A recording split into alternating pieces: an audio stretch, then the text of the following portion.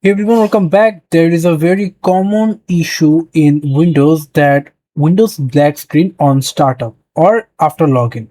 So you can simply fix this problem with a very common solution and very easy to fix. Just simply see if you're getting this screen in your computer or if you don't see any kind of cursor, that's okay.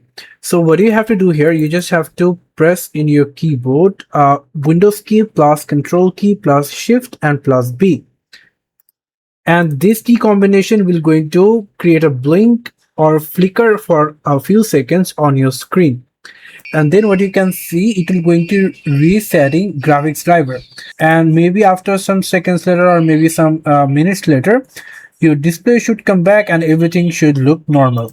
If this fix doesn't solve it, then you can simply restart your PC and boot into safe mode step 3 in your guide and update or reinstall your graphics driver. If nothing works, try system restore and it will going to fix it.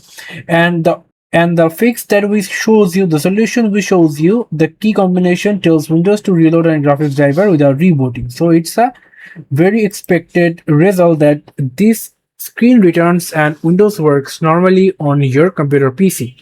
So that's it for today. Thank you so much for watching. Don't forget to comment below that is this solution fix you or not. If it's not, then simply comment below. I'm going to come up with another solution that can help you to fix this problem. Thank you so much for again. I have to see you for another videos. So then, goodbye.